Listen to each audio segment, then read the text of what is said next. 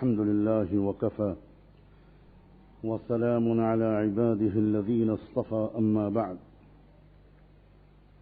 أعوذ بالله من الشيطان الرجيم بسم الله الرحمن الرحيم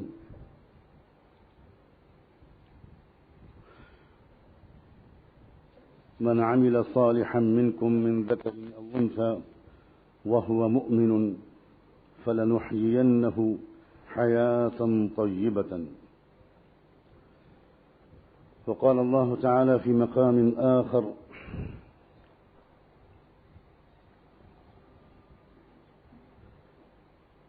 يا أيها النبي قل لأزواجك إن كنتن تردن الحياة الدنيا وزينتها فتعالين أمتعكن وأسرحكن سراحا جميلا.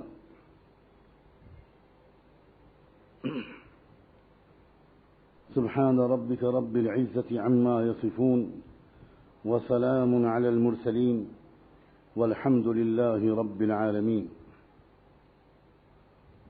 وقال رسول الهدى صلوات الله وسلامه عليه: خير متاع الدنيا المرأة الصالحة. سبحان ربك رب العزة عما يصفون وسلام على المرسلين والحمد لله رب العالمين. اللهم صل على سيدنا محمد وعلى آل سيدنا محمد وبارك وسلم. اللهم صل على سيدنا محمد وعلى آل سيدنا محمد وبارك وسلم.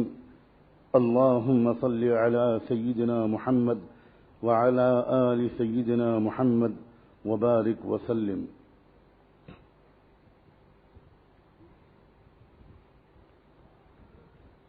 اس دنیا میں سب سے زیادہ خوش نصیب آدمی وہ ہے، کامیاب اور خوش قسمت آدمی، مرد اور عورت وہ ہے جس کو اس دنیا میں روحانی اطمینان اور دل کا چین نصیب ہو جائے. دنیا میں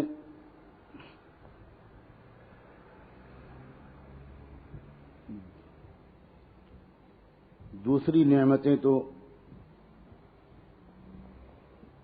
کروڑوں اور اربوں اور کھربوں لوگوں کے پاس ہیں. کھانے کی نعمتیں، پینے کی نعمتیں، پہننے کے لباس، اچھے اچھے بستر، اچھے اچھے زیور، اچھی اچھی شکل صورت، اچھے اچھے کمرے، اچھی اچھی سواریاں، تندرستیاں، نوجوانیاں اور دنیا کی اور بے شمار نعمتیں. لیکن دل کا چین، دل کا سکون اور اندر کی خوشی، یہ لاکھوں کروڑوں میں سے کسی ایک دو ہی کے پاس نظر آئے گی.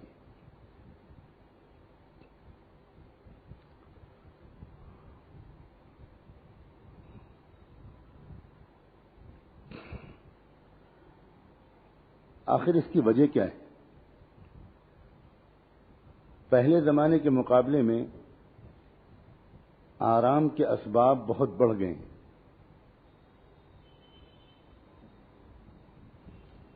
پہلے زمانے میں گرمی ہوتی تھی تو گرمی لگتی تھی، اس سے اپنے آپ کو بچانے کے وہ سامان نہیں تھے جو اب ہیں.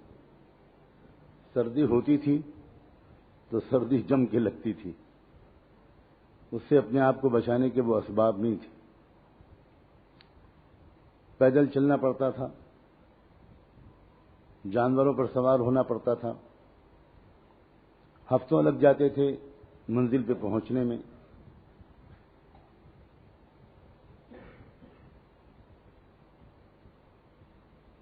کھانے پینے کی بھی چیزیں اتنی فراوانی سے میسر نہیں تھی پہلے. آپ میں سے جو بڑے بوڑھے ہیں ذرا اچھی عمر والے، وہ خود سوچیں اپنے بچپن کے زمانے کے حالات میں. مجھے تو خود یاد ہے، میں ابھی کوئی بہت زیادہ بوڑھا تو نہیں ہو گیا. مجھے تو خود یاد ہے کہ جب گھر میں اپنی بیمار والدہ کے لیے انگور لانے پڑتے تھے تو لکھنؤ شہر میں 2 بازار تھے جہاں انگور ملتے تھے. یہ بات صحیح ہے کہ نہیں؟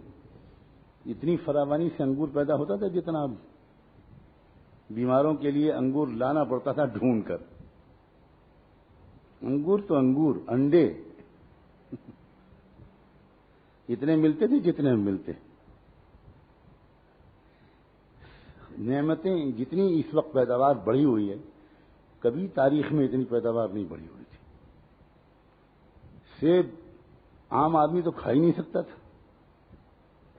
بیمار آدمی بڑی مشکل سے، بہت مہنگا ملتا تھا، بہت مشکل سے ملتا تھا، چند دن ملتا تھا، بمشکل بیچارہ پیسے بچا بچا کر سیب خرید پاتا تھا. یعنی چیزیں بہت بڑھ گئی ہیں. اب ایک رکشے والا بھی رکشہ چلاتے ہوئے مستی سے موبائل پہ بات کرتے ہوئے اور انگور کھاتا ہوا چلتا ہے. ہم لوگوں کے بچپن میں جو ٹیلی فون پہلی بار لگا تھا ہمارے گھر میں، کالا سا ڈبہ، تو وہ ایسا ٹیلی فون تھا کہ جب کبھی والد صاحب کو دلی بات کرنی ہوتی تھی تو ٹرنک کال بک کرنا پڑتا تھا، اور بک کرنے کے بعد کبھی 12 گھنٹے انتظار، کبھی 24 گھنٹے انتظار، کبھی 48 گھنٹے انتظار کے بعد دلی لائن ملتی تھی. اور وہ بھی ایسی ملتی تھی کہ محلے میں تو سب کو ہلو ہلو سنائی پڑتا تھا. اتنی زور سے بولنا پڑتا تھا، ہلو ہلو، اور جس سے بات ہو رہی تھی اس کو کچھ نہیں سنائی پڑتا تھا.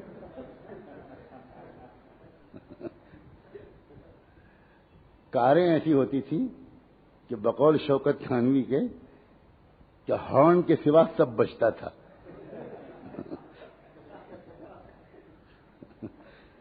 یہ حالات تھے. مگر سچ بتاؤ، اس وقت لوگ زیادہ سکون سے رہتے تھے یا اب رہتے؟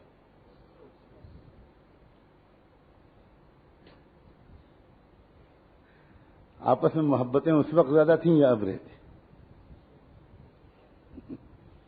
عجیب بات ہے، دنیا بالکل پاگل ہو گئی ہے. دل کے چین اور سکون کو کھو کر نوٹ جمع کرنا چاہتی.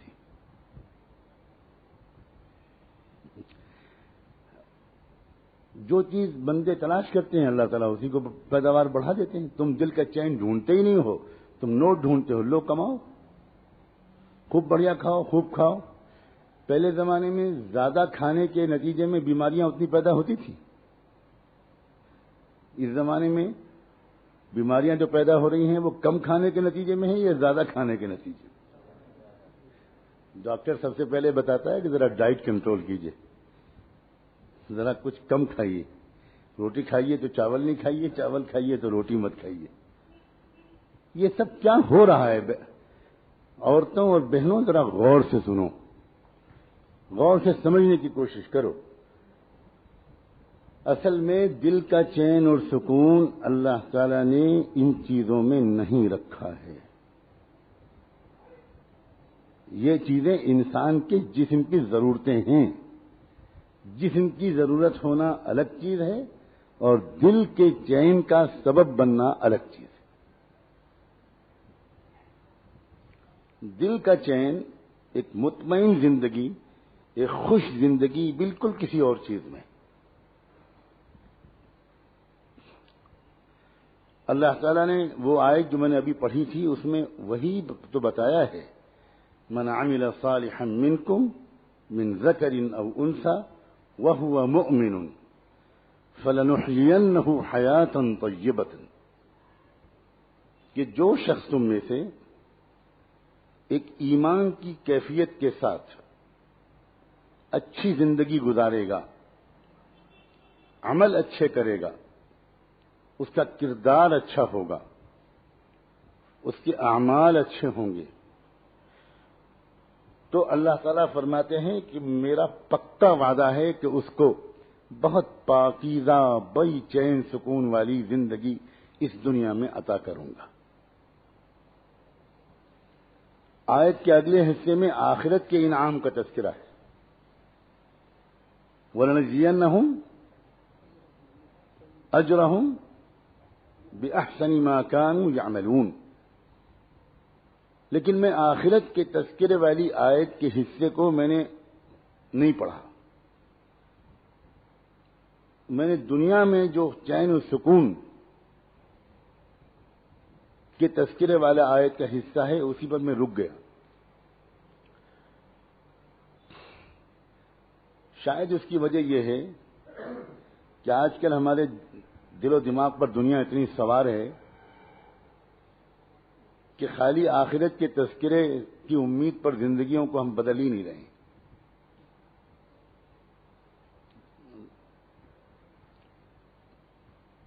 اور مصیبت اس کے نتیجے میں یہ ہے کہ دنیا بھی برباد کر رہے ہیں اپنی اور آخرت بھی برباد کر رہے ہیں.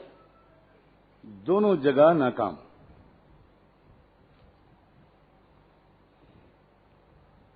آپ کہیں گے یا آپ کہیں گی کہ کہاں ناکام،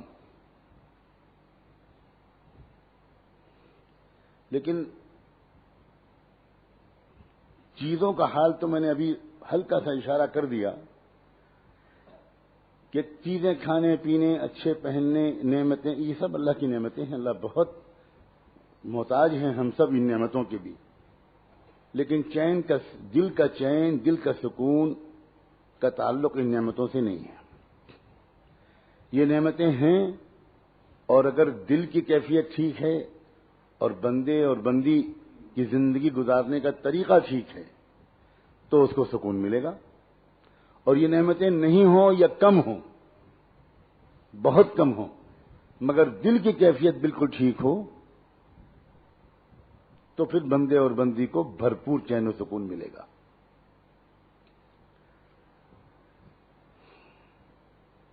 پہلے ایک لطیفہ سن لیجئے. ہے وہ ایک واقعہ، لیکن لوگ سن کر اس کو ہنستے ہیں. حالانکہ واقعہ ہنسانے کے لیے نہیں سنایا جاتا، سبق لینے کے لیے سنایا جاتا. ایک بادشاہ سلامت بہت بیمار ہوئے. بہت ان کا علاج کروایا گیا، کسی دوا سے ٹھیک نہیں ہوتے تھے. کوئی ان کی بیماری کو پکڑ ہی نہیں پاتا تھا. بہت دور سے ایک حکیم صاحب بلائے گئے. انہوں نے اچھی طرح دیکھنے کے بعد مرض کو پکڑا اور ایک علاج بتایا. اور علاج کیا بتایا کہ ان کو ایک ایسے آدمی کا کرتا پہنا دیا جائے جو ہمیشہ خوش رہتا ہو. لوگوں نے سوچا کہ یہ تو بڑا سستا علاج ہے. ہم تو سمجھتے تھے کہ پتہ نہیں کون سی دوا بتائیں گے، جڑی بوٹی بتائیں گے جس کو سمندر پار سے منگانا پڑے گا. مگر ایک کرتا، بادشاہ سلامت کے لیے ایک کرتے کا انتظام کرنا کیا مشکل ہے. ایک خوش آدمی کا کرتا چاہیے. بادشاہ سلامت تو اس وقت بیمار ہیں اس لیے خوش نہیں ہیں. تو چلو وزیر اعظم صاحب جو بہت طاقتور شخصیت ہیں ان کے پاس چل کے ان کا کرتا مانگ لیں، وہ تو بہت ہی خوش ہوں گے، ٹھاٹ ہیں ان کے پاس گئے اور ان سے جا کر یہی کہا کہ ایک کرتا دے دیجئے، بادشاہ سلامت کے لیے ضرورت ہے. حیران رہ گئے کہ میرے کرتے کی ضرورت بادشاہ سلامت کے لیے، ان کے پاس کیا کمی ہے. ان کا وہ تو اس وقت بیمار ہیں اور حکیم صاحب نے بتایا ہے کہ خوش آدمی کا کرتا چاہیے. اور آپ سے زیادہ خوش کون ہوگا ملک میں؟ ایک کرتا دے دیجئے. تو وزیر اعظم صاحب بولے کہ کرتے تو میرے سب حاضر ہیں، مگر اگر یہ شرط ہے کہ خوش آدمی کا کرتا چاہیے تو اللہ کی قسم میں تو خوش نہیں رہتا. تم دیکھتے ہو کہ میں کسی سے ہاتھ ملاتے ہوئے میری جان نکلتی ہے، پتہ نہیں بم نہ مار دے. 10 گاڑی آگے اور 10 گاڑی پیچھے اور ٹریفک بند، ایک مصیبت ہے. معلوم تو دنیا کا سب سے بڑا مجرم جا رہا ہے.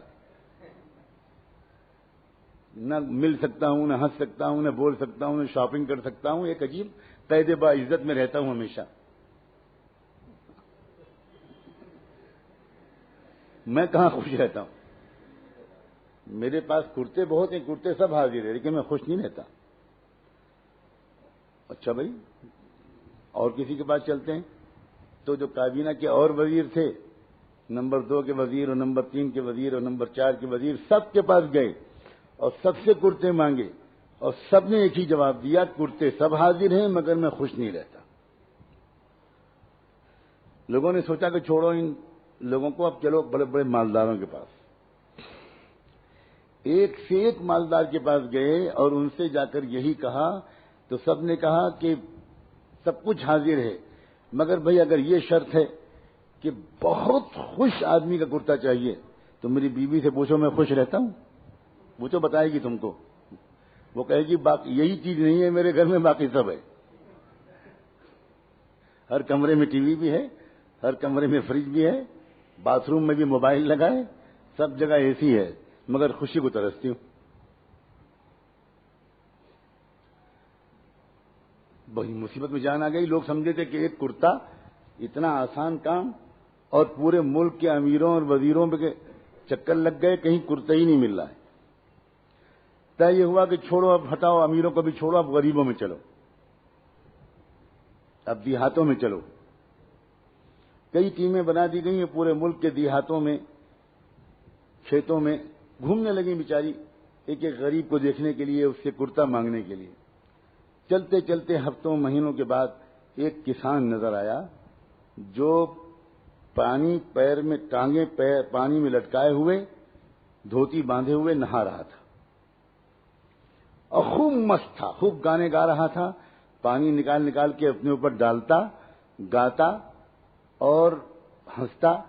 دور سے دیکھ کر وہ لوگ پہچان گئے کہ ہو نہ ہو یہ بہت خوش رہتا ہے۔ اب میری مراد، اس کے پاس پہنچے اور اس نے کہا کہ یہ جو تم سوکھی روٹی کھا رہے ہو اور تالاب میں نہا رہے ہو، یہ سب دن ختم تمہارے، اب تمہارے محل بنیں گے، سونے میں تولے جاؤ گے، لاٹری تمہاری نکل آئی، مزہ آ گیا تمہارا، ٹھاٹ آ گئی۔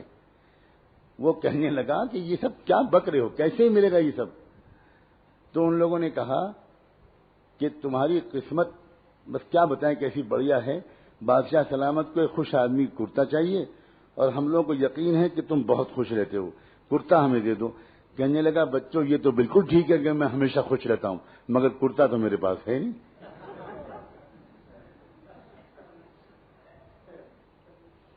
دل کے چین کا تعلق ان چیزوں سے نہیں ہے، بالکل نہیں۔ آج کی مصیبت یہ ہے کہ گھروں کے اندر سکون ختم ہو گیا ہے اور آدمی گھر کے اس سکون کو تلاش کرنے کے لیے باہر جاتا ہے۔ کیوں دیکھتا ہے سنیما، کیوں دیکھتا ہے شراب خانے، کیوں جاتا ہے؟ یہ بازاروں میں کیوں ٹہلتا ہے؟ یہ اسٹیڈیم کیوں جاتا ہے؟ یہ اور آوارہ گردی کیوں کرتا ہے؟ رات میں دیر سے کیوں گھر واپس آتا ہے؟ نوجوان لڑکے کیوں رات میں دیر سے گھر واپس آتے ہیں؟ ماجرا کیا ہے؟ قصہ کیا ہے؟ آدمی اپنے اس سکون کو حاصل کرنے کے لیے گھر میں جانے کے بجائے باہر چلنے والی عورتوں کو کیوں دیکھنے کی کوشش کرتا ہے؟ بات ہے کیا؟ بات بالکل صاف ہے، سکون اللہ نے گھر کے باہر نہیں رکھا ہے، گھر کے اندر رکھا ہے، اور گھر کے اندر بھی عورت کو سکون کا سرچشمہ بنایا ہے۔ قرآن میں صاف کہا ہے لِتَسْكُنُوا إِلَيْهَا۔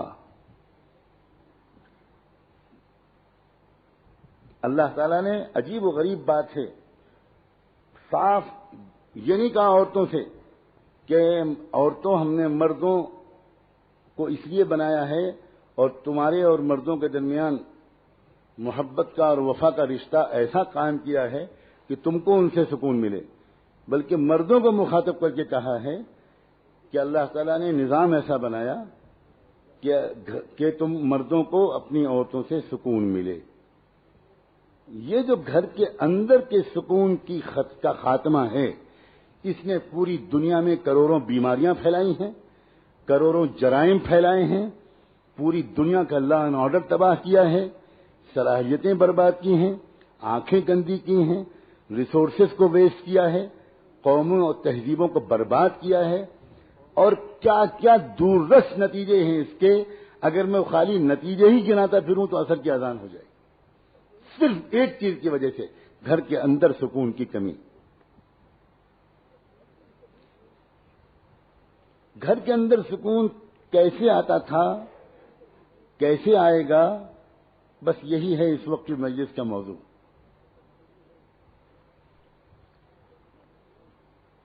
گھر کے اندر سکون کے لانے کا سلیقہ اور ہنر اگر عورت سیکھ لے. عورت سینٹر ہے، نیوکلیئر، جو نیوکلس ہوتا ہے کسی بھی چیز کا. آج کل تو سائنس کا زمانہ ہے. جو نیوکلس ہوتا ہے، جو ایک پوائنٹ ہوتا ہے بیچ کا، جس سے کوئی بھی یونٹ آگے ترقی کرتا ہے، گھر کے اندر کے سکون کی مرکزی یونٹ اور اس کا نیوکلس پوائنٹ اور اس کا سینٹرل پوائنٹ، اس کا اصل بیج وہ عورت ہے، مرد نہیں. ماں کی شکل میں بھی عورت ہے، بیوی کی شکل میں بھی عورت ہے، بہن کی شکل میں بھی عورت ہے، بیٹی کی شکل میں بھی عورت ہے.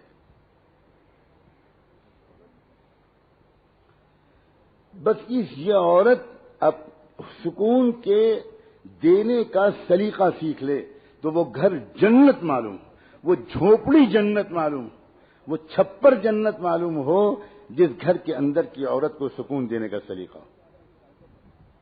ایک دلیل بڑی آسانی سے آپ کی سمجھ میں آئے گی. اللہ کے رسول صلی اللہ علیہ وسلم کے گھر میں اور اکثر صحابہ کرام کے گھروں میں دنیا کی چیزیں اتنی تھی جتنی آج کل ہمارے گھروں میں. یعنی کیا کوئی مقابلہ ہے دونوں کا؟ وہاں تو کھانے کو بھی دونوں وقت تو ملتا ہی نہیں تھا. ہفتوں اور مہینوں ایسے بھی گزرتے تھے کہ فاقے کرنے پڑتے تھے. گھر کے اندر بستر نہیں تھے، کپڑے نہیں تھے، چیزیں نہیں تھیں، آرام کے اسباب نہیں تھے، سب کچھ نہیں تھا. مگر یہ بتا دو کسی ایک صحابی کے گھر میں شکایت اور گلے شکوے اور جھگڑوں کی کوئی روایت کبھی تم نے زندگی میں سنی؟ کیا وجہ ہے اس کی؟ اتنا سکون ان کے گھروں میں کیوں رہتا تھا؟ حالانکہ چیزیں نہیں تھیں ان کے گھروں میں. ہمارے پاس چیزیں بہت ہیں اور سکون نہیں. اس کی وجہ یہ تھی کہ ان کی عورتوں کو سکون کے دینے کا سلیقہ تھا. کس وقت اپنے مرد سے، اپنے بیٹے سے، اپنے شوہر سے، اپنے باپ سے کیا کہنا ہے، کیا نہیں کہنا، کس طرح استقبال کرنا ہے اس کا، کس طرح اس کو گھر سے رخصت کرنا ہے. سنت تھی، عام عورتوں کی اس وقت عادت تھی کہ جب صبح کو اپنے شوہر کو وہ کام کے لیے روانہ کرتی تھیں، جب شوہر کام کرنے کے لیے نکلتا تھا، چاہے وہ کھیت جا رہا ہو، باغ جا رہا ہو، بازار جا رہا ہو، کہیں جا رہا ہو، وہ روزی کمانے کے لیے جب مرد باہر نکلتا تھا تو عورت دروازے تک رخصت کرنے کے لیے آتی تھی اور اس وقت یہ کہتی تھی کہ فی امان اللہ، اللہ کے حوالے. مسکراتے ہوئے عورت شوہر کو رخصت کرتی تھی. اب آپ بتاؤ، جس کو اس دعا کے ساتھ بیوی رخصت کرے گی وہ شوہر تازہ موڈ کے ساتھ باہر جائے گا کہ نہیں جائے گا؟ اور جس کو روٹ کر رخصت کرے، جائیے جائیے ٹی وی دیکھنے میں، جائیے جائیے کر لیے ناشتہ، جائیے بچے کو چھوڑتے ہی آئیے، روز کا دماغ خراب کر رکھا ہے، جو نیند نہیں آئی ہم کو، جائیے. میں اخبار پڑھ رہی ہوں، میں ون ڈے میچ دیکھ رہی ہوں. اس شوہر کا کیا حال ہوگا؟ کیسے خوشی ہوگی؟ اب یہ شوہر جب دن بھر کام کرنے کے بعد جب گھر میں جائے گا تو اس وقت کیسے بیوی استقبال کرتی تھی؟ اور شوہر اندر گھر میں آتا کیسے تھا؟ شوہر ٹینس موڈ لے کر نہیں آتا تھا، تناؤ، غصہ، چڑچڑاپن لے کر نہیں آتا تھا. آج کے مردوں کا حال یہ ہے کہ دن بھر کی تکان سے شام کو آتے ہیں کچھ ناکامیاں لے کر، کچھ فرسٹریشن لے کر. کاروبار نہیں چلا، آفس میں کسی نوکر نے بے ایمانی کر دی، کسی نے بدتمیزی کر دی، ڈرائیور نے کچھ غلطی کر دی، کوئی گڑبڑ ہو گئی، سارا غصہ آ کر اترے گا بیوی پر. مدرسے میں کسی طالب علم نے شرارت کی، کسی استاد نے ناغہ کر دیا، وہاں تو کچھ نہیں بولیں گے، سوال ہی پتہ نہیں ہوتا، سارا غصہ آ کر اترے گا بیوی پر. آج داخل ہی ہوتا ہے شوہر اس طرح کہ بیوی کا خون 1 کلو تو دیکھ کے ہی جل جاتا ہے. تو خدا خیر کرے. اس سے پہلے ہی وہ وظیفہ پڑھنا شروع کرتی ہے کہ آل تو جلال تو آئی بلا ٹال تو. اب آ رہے ہوں گے جلاد، خدا رحم کرے. بس کیسے گھر میں سکون ہوگا؟ شوہر داخل ہوتا تھا سنت کے مطابق سلام کر کے داخل ہوتا تھا. محدثین نے باب باندھا ہے کہ شوہر جب بھی گھر میں داخل ہو تو سنت یہ ہے کہ سلام کر کے مسکراتے ہوئے داخل ہو. پوری زندگی میں ایک مرتبہ اللہ کے رسول صلی اللہ علیہ وآلہ وسلم اللہ جانے کن سوچوں میں غرق تھے کہ آپ سلام کیے بغیر مسکرائے اپنے گھر میں داخل ہوئے. حضرت خدیجہ دیکھ کر حیران رہ گئیں. فوراً پوچھ لیا انہوں نے. ان کا میرے ماں باپ آپ پر قربان ہوں، میرے سرتاج، آج آپ نے سلام بھی نہیں کیا اور آپ کے ہونٹوں پر مسکراہٹ بھی نہیں. کیا حادثہ پیش آیا؟ وہ یہ سمجھیں کہ روز تکلیف اٹھا کر آتے ہیں میرے سرتاج. کبھی کوئی تھوکتا ہے منہ پر، کبھی کوئی مارتا ہے، کبھی کوئی راستے میں کانٹے بچھاتا ہے، کوئی اوجڑی ڈالتا ہے، کوئی گردن میں رسہ دے کے پھنساتا ہے. یہ تو روز تکلیف برداشت کرتے ہیں، لیکن میرا اتنا خیال رکھتے ہیں کہ وہ تکلیف کے احساس کو گھر سے باہر چھوڑ کر آتے ہیں تاکہ میں غمگین نہ ہو جاؤں. آج یہ کون سا غم پہنچا ہے کہ جو آج اللہ کے رسول داخلے سے پہلے سلام اور مسکراہٹ کے معاملے کو بھول گئے. یقیناً کوئی بڑا واقعہ پیش آیا تو انہوں نے شکایت کے طور پر نہیں کہا بلکہ فکر مند ہو کر کہا کہ خیریت تو ہے اللہ کے رسول، ہوا کیا؟ اب حضور کا ریئیکشن کیا تھا؟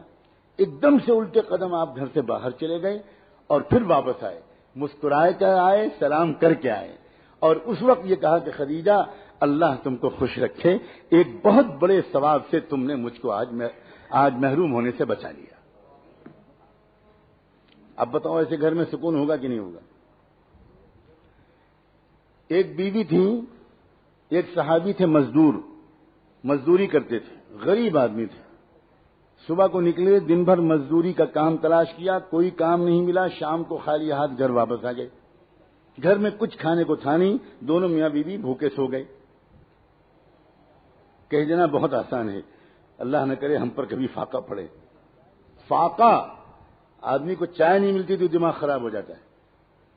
کچھ نہیں تھا، پانی کے سوا کچھ تھا ہی نہیں، ایک پیالی دودھ نہیں تھا، بھوکے سو گئے. صبح کو پھر نکلے، پھر بیوی نے دروازے تک آ کے سلام کر کے رخصت کیا. پھر بیچاروں نے دن بھر کام تلاش کیا، پھر شام کو خالی ہاتھ واپس آ گئے، پھر کچھ نہیں ملا. پھر دونوں میاں بیوی دوسری رات بھوکے سو گئے، 2 راتیں اور 2 دن. اب تیسرے دن صبح کو پھر بیوی نے دروازے پر رخصت کیا، وہی سنت کے مطابق مسکراتے ہوئے سلام کر کے. اب وہ شوہر نکلے، لیکن جب چند قدم شوہر چل کے باہر گئے تو بیوی کو کچھ یاد آیا. انہوں نے واپس بلایا ان کو، کہا ذرا 1 منٹ میری بات سنیے گا، ایک بات بھول گئی تھی کہنا. وہ واپس آئے. اب جب یہ واپس آئے تو اس بیوی نے کیا کہا اپنے شوہر سے؟ اپنے بیوی نے شوہر سے یہ کہا کہ میں آپ سے یہ کہنا بھول گئی تھی، اس لیے آپ کو واپس بلایا کہ 2 راتیں 2 دن تو ہو چکے ہیں، دونوں فاقے سے ہیں. میری محبت کی وجہ سے آج اگر آپ کو کوئی کام نہ ملے تو کہیں میری محبت کی وجہ سے آپ کوئی حرام لقمہ لے کر مت آئیے گا. تیسری رات ہم پھر خالی بھوکے سو لیں گے، مگر حرام لقمہ لے کر مت آئیے. مجھے بتاؤ، یہاں تھوڑے سے مرد بیٹھے ہیں، جس مرد کو ایسی باہمت اور وفا شعار اور ساتھ دینے والی ایسی بیوی مل جائے گی، وہ مرد دنیا کا بادشاہ اپنے کو محسوس کرے گا کہ نہیں کرے گا؟ وہ پہاڑوں سے ٹکرا جائے گا صرف اسی ایک وفادار عورت کی محبت کے سہارے.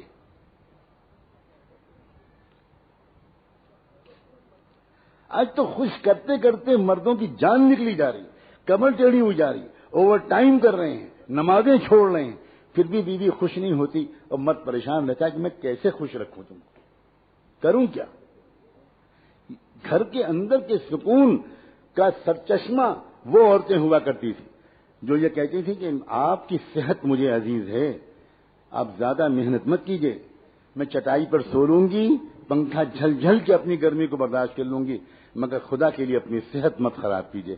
جب بیوی شوہر سے یہ کہے گی کہ آپ اپنی صحت کا خیال رکھیے، اتنا زیادہ مت کمائیے کہ آپ کی صحت خراب ہونے لگے، اتنا ٹینشن مت لیجیے، سادہ سی زندگی گزارنے میں بڑا مزہ ہے، ذرا بچوں کے پاس بیٹھیے، وقت دیجیے بچوں کو. آپ صبح سے نکلتے ہیں، رات میں آتے ہیں، 2 سال 3 سال دوسرے ملک میں رہتے ہیں، یہ کوئی زندگی نہیں ہے. میں اس طرح کی زندگی گزارنا نہیں چاہتی. جو عورت اس طرح کی بات اپنے شوہر سے کہے گی، آپ بتاؤ اس گھر میں سکون کی جنت ہوگی کہ نہیں؟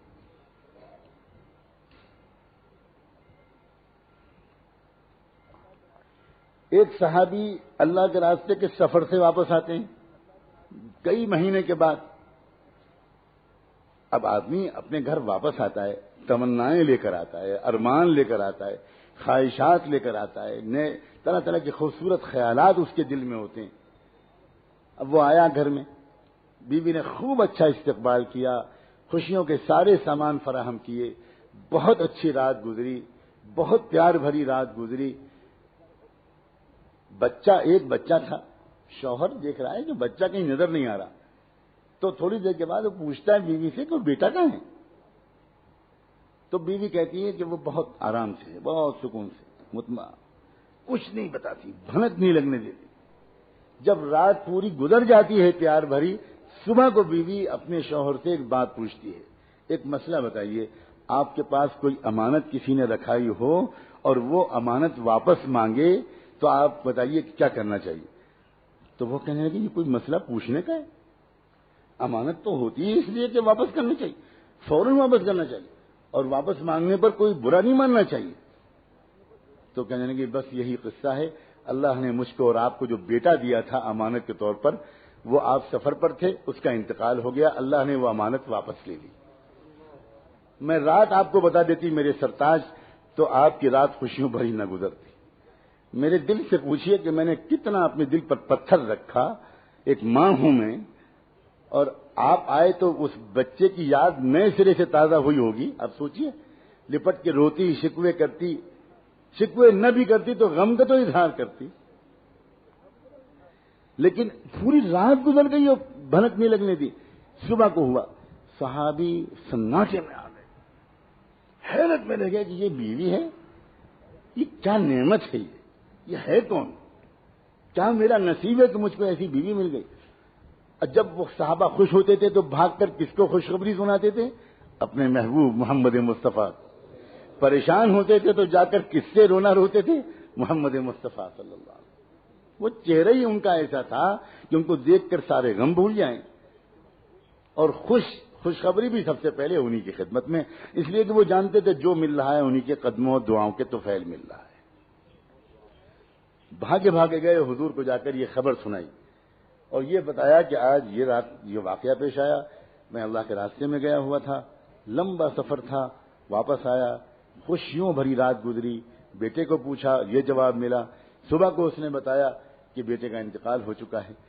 اللہ کے رسول صلی اللہ علیہ وآلہ وسلم تھوڑی دیر عجیب کیفیت میں آئے اور اس کے بعد کہنے لگے، جنت میں تم دونوں کو اپنے ساتھ ٹہلتا ہوا میں اللہ کے ہاں دیکھ رہا ہوں.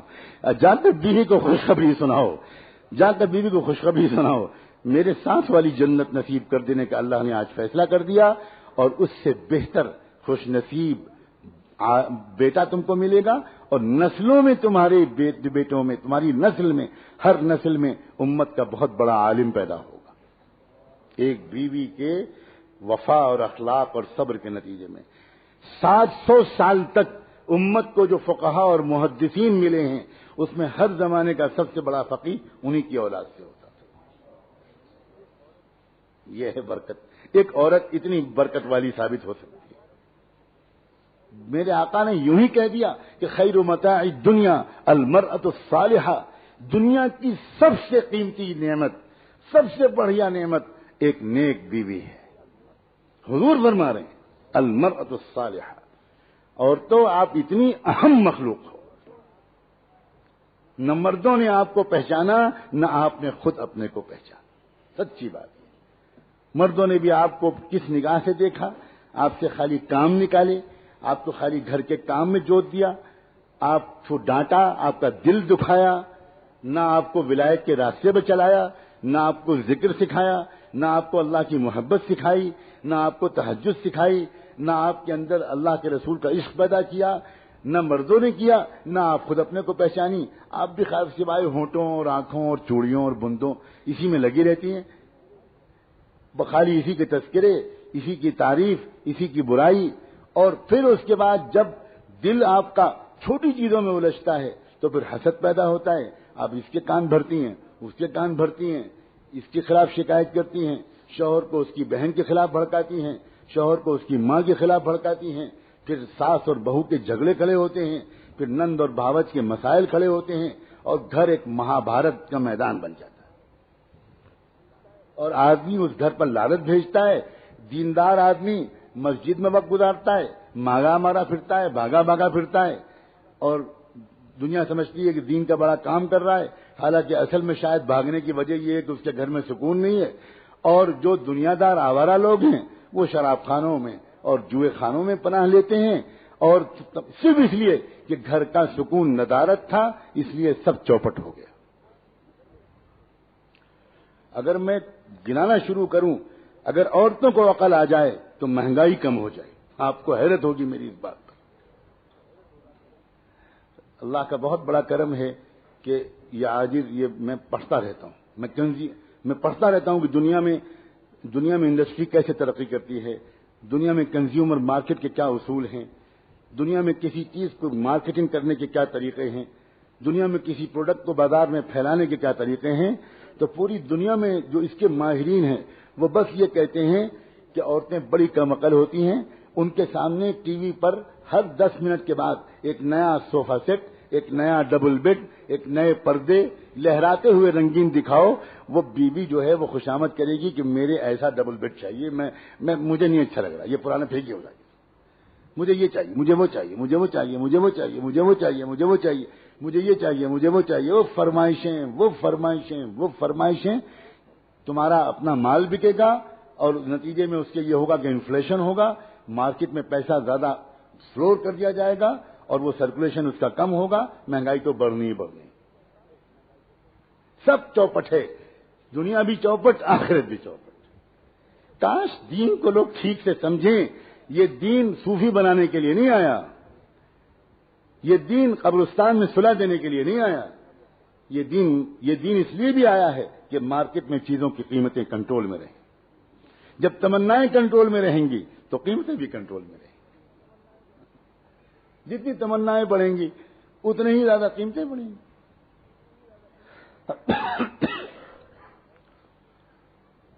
اور یہ جو زندگی گزارنے کا سلیقہ ہے، یہ جو گھر کے اندر سکون کے پھیلانے کا ہنر ہے، اور تو تمہارا دین اصل میں یہ ہے. اسی لیے حضور نے فرمایا ایما امرأۃ صلت خمسها وصامت شهرها واطاعت بعلها دخلت الجنة من أي باب شاءت. کوئی بھی عورت ہو وہ خالی اتنے سے کام کر لے، 5 وقت کی نماز پڑھ لے، رمضان کے روزے رکھ لے. اللہ علیہ مہربانی اللہ کے رسول کی، وہ جانتے ہیں کہ میری امت کی عورتوں کو بچے بھی پالنے ہیں، ان کو دودھ بھی پلانا ہے، ان کو بچوں کو پیٹ میں رکھنے کی تکلیف بھی برداشت کرنی ہے، ان کو بچوں کو جنم دینے کی تکلیف بھی برداشت کرنی ہے. اس لیے نفلی روزے میں اپنی امت کی عورتوں سے نہیں کہوں گا کہ وہ رکھیں، وہ خالی فرض روزے رکھیں، انہیں صحت کمزور ہو جائے گی. تھوڑے بہت روزے شوق میں رکھ لیں، لیکن زیادہ نفلی روزے رکھنا میں اپنی امت کی عورتوں سے نہیں کہتا. میں زیادہ نفلی نمازوں کو بھی نہیں کہتا. خالی یہ عورت اپنی نیت ٹھیک کر لے تو یہ اپنے بچے اور شوہر کی خاطر جو رات میں جاگے گی، اولیاء اللہ کو تہجد میں وہ ثواب نہیں ملے گا جو بچے کی خاطر جاگنے میں اس ماں کو ثواب ملے گا. نیت ٹھیک کر لیں. اور تو آپ تو بڑی خوش نصیب ہو. ہر عورت کا ماں بننے کا ارمان ہوتا ہے. ہر ایک عورت جانتی ہے کہ ماں بننا کھیل نہیں ہے، جانتی ہے کہ ماں بننے کے لیے مجھے مہینوں بیمار سا رہنا پڑے گا، طبیعت ڈل رہے گی، وامٹنگ بھی ہوگی، چکر بھی آئیں گے، بھوک بھی کم ہو جائے گی، کسی کام میں دل نہیں لگے گا، تھکی رہوں گی. عورت جانتی ہے، مگر 1-2 سال شادی کو ہو جائیں اور بچہ نہ ہو تو عورت پریشان ہو جاتی ہے. اس سے دعا کرائے گی، اس کا علاج کرائے گی، اس کو دکھائے گی، وہاں چیک اپ کرائے گی، حالانکہ وہ جانتی ہے کہ مجھے بہت آرام سے میں اس وقت ہوں اور اس وقت میں بڑی تکلیف میں ہوں گی. اس کی رعایت کس نے زیادہ کی ہے؟ حضور نے فرمایا جس دن سے بچہ ماں کے پیٹ میں شروع ہوتا ہے اللہ اس کے پچھلے تمام گناہوں کو معاف کرنا شروع فرما دے. پھر اس کے بعد فرمایا جس وقت بچے کو جنم دیتی ہے عورت اور وہ ڈیلیوری کی تکلیف سے گزرتی ہے تو اللہ تعالیٰ فرشتوں سے کہتے ہیں فرشتوں یہ عورت مجھ سے ناراض تو نہیں ہے؟ دیکھو ذرا یہ عورت مجھ سے ناراض تو نہیں ہے؟ فرشتے کہتے ہیں اے اللہ اس کو تکلیف اتنی ہے کہ اس کو اور کچھ یاد ہی نہیں ہے، یہ تو چیخ رہی ہے اس درد میں. اللہ کہتا ہے کہ اتنی تکلیف ہے اس کو یہ خوشخبری سنا دو کہ میں نے اس کے پچھلے اور اگلے سب گناہ معاف کر دی ہر ڈیلیوری پر. یہی نہیں، صحیح ترمذی کی روایت میں آتا ہے کہ بچے کو دودھ پلانے پر اللہ تبارک و تعالیٰ اس کی مغفرت فرما دے. کیا ہے عورت، اتنا اللہ تعالیٰ کو لحاظ ہے. ایک صحابی نے حضور سے پوچھا، اے اللہ کے رسول، آپ سے میں نے اپنی ماں کے حق کے بارے میں بہت کچھ سنا تھا اور میں پورا حج کرا کے آیا ہوں اپنی ماں کو کمر پر بٹھا کر. میری ماں کو فالج ہو گیا، وہ معذور ہیں، میں نے کندھے میں بٹھا کے ان کا پورا حج کرایا ہے. آپ میں سے جو مرد اور عورتیں حج کر چکے ہیں وہ جانتے ہوں گے، جو نہیں کر چکے ہم سب کے لیے دعا ہے اللہ ہم سب کو بار بار حاضری نصیب فرمائے. حج کرنا کھیل ہے، آج بھی حج ایک زبردست مجاہدہ ہے. اس وقت تو پیدل چلنا پڑتا ہوگا. مکے سے مینا سے عرفات سے مزدلفہ سے مینا سے پھر مکے، پھر طواف بھی کرنا، صفا مروہ کے چکر بھی لگانا، کنکریاں بھی مارنا، کھیل ہے. یہ سب کام وہ صحابی نے اپنی ماں کو کمر پر کندھے پر بٹھا کے کرایا. اس کے بعد حضور سے انعام لینے کے لیے آئے، تسلی کے لیے کہ اب تو میں نے اپنی ماں کا حق ادا کر دیا ہوگا. حضور نے فرمایا جب تم پیدا ہوئے تھے اس وقت تمہاری ماں کے منہ سے جو پہلی چیخ نکلی تھی ابھی اس کا بھی حق ادا نہیں. یہ ہے ماں. گھر کے اندر کا سکون اس کا سینٹر عورت ہے. اور آپ عورتوں سے صرف ایک ہی بات عرض کرنا ہے، وہ سکون دینے کا گر سیکھ لیجئے، بجائے اس کے کہ اس کی شکایت کر رہی ہیں، اس کی شکایت کر رہی ہیں، اس سے ناراض اس سے ناراض. یہ بہت گندی زندگی ہے. یہ بالکل دنیا اور آخرت کو برباد کر دینے والی چیز ہے. آپ اگر اللہ سے اللہ کرنے لگیں چپکے چپکے، عورتوں کے ذکر کے لیے یہ نہیں بتایا جاتا کہ وہ مردوں کی طرح پہلے تنہائی میں بیٹھیں تب ذکر کریں. عورتوں کے ذکر کے لیے بتایا جاتا ہے اپنے کام کرتی رہو، اللہ کرتی رہو، درود شریف پڑھتی رہو، کپڑے دھوتی رہو، کچن میں کام کرتی رہو، گھر کو صاف رکھو، بچے کو نہلا رہی دھلا رہی ہو، لوریاں سناتی رہو، اللہ کرتی رہو، اچھے کلمے پڑھتی رہو. بس یہ تمہارا ذکر ہے. فرمایا ایوم امرأۃ، 5 وقت کی نماز پڑھ لے، رمضان کے روزے رکھ لے اور اپنے شوہر کو خوش رکھے، بحث نہ کرے، جنگ نہ کرے، اپنے آپ کو بالکل حوالے کر دے، بالکل حوالے کر دے. بس پھر وہ کیا ہوگا؟ حضور فرماتے ہیں جنت کے جس دروازے سے چاہے گی اس عورت کے لیے داخلے کی اجازت ہوگی. یہ وجہ تھی جس کی وجہ سے صحابہ کرام کے گھروں میں اور اللہ والوں کے گھروں میں چیزوں کی کمی کے باوجود سکون اور محبت کا ایسا ماحول ہوتا ہے کہ دنیا کے لکھ پتی اور کروڑ پتی 1 منٹ کے لیے بھی اس سکون کا مزہ ابھی تک چکھ ہی نہیں سکے. وہ جانتے ہی نہیں ہیں کہ سکون کہتے کس کو ہیں. بچے گھروں میں کیسے وجود میں آتے ہیں؟ جب گھر میں عورت ایسی ہوتی ہے کیسے بچے بنتے ہیں؟ خواجہ معین الدین چشتی جیسے بچے بنتے ہیں. حضرت خواجہ معین الدین چشتی کی تربیت ان کے باپ نے نہیں کی تھی، ان کی ماں نے کی تھی. اور دنیا میں جتنے بھی کامیاب مرد نظر آتے ہیں ان کے پیچھے یقیناً کسی عورت کا ہاتھ نظر آتا ہے. پوری تاریخ گواہ ہے.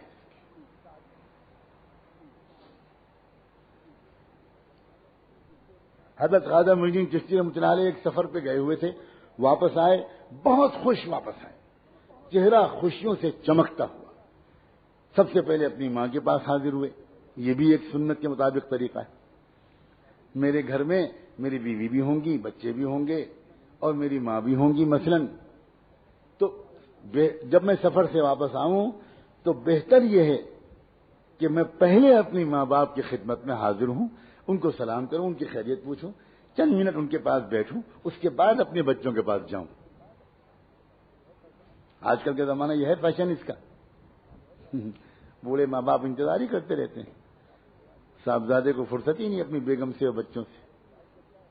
اور باپ شکایت کرتا ہے تو لڑکا جواب دیتا ہے کہ یہ بڑے میاں کا تو دماغ خراب ہو گیا. سمجھائیے ان کو کون سے تنگی ہے, خرچہ پانی سب دے رہا ہوں, دوا بھی لا کے دیتا ہوں, ایک نوکر بھی لگا رکھا ہے ان کی خدمت کے لیے. یہ تو یہ چاہتے ہیں کہ میں بزنس نہ کروں, میں ان کے پاس ہی بیٹھا رہوں. جب یہ لڑکا خود بوڑھا ہوگا تب پتہ چلے گا اس کو کہ باپ اور ماں نوکر سے اور خرچے پانی سے اتنا خوش نہیں ہوتے جتنا تمہارے مسکراتے ہوئے چہرے کے سلام کو سن کر خوش ہوتے. خالی اتنا دیکھ لو محبت سے, اتنا دیکھ لو. کل کو اسی ماں باپ نے تم کو پالا تھا بڑی محبت سے جب تم بستر میں پیشاب کرتے تھے. آج تمہارے پاس اتنی فرصت نہیں کہ تم اس بوڑھے ماں باپ کو 2 منٹ محبت سے دیکھو. یہ اسی مغربی تہذیب کی نحوست ہے جس کو ہم نے پسند کیا ہے, اللہ کے رسول کی تہذیب کو چھوڑا ہے. تو حضرت خواجہ معین الدین چشتی پہلے گئے اپنے ماں کے پاس, سلام کیا. ماں نے کہا بیٹے بڑے خوش نظر آ رہے ہو, اللہ تمہیں ہمیشہ خوش رکھے, کیا قصہ کیا ہے؟ تو کہنے لگے کہ اماں اس سفر میں تو کمال ہی ہو گیا. 70 لاکھ گنہگار مسلمانوں نے توبہ کی ہے میرے ہاتھ پر, 70 لاکھ ایک سفر میں, اور 60 لاکھ کافروں نے ایمان قبول کیا. اتنی ہدایت کی ہوائیں چل گئیں, شہر کے شہر الٹ گئے. اب بتائیے اماں میں خوش نہیں ہوں گا اتنی؟ تو ماں بولی بہت خوشی کی بات ہے بیٹے, مگر ایک بات سن, یہ کمال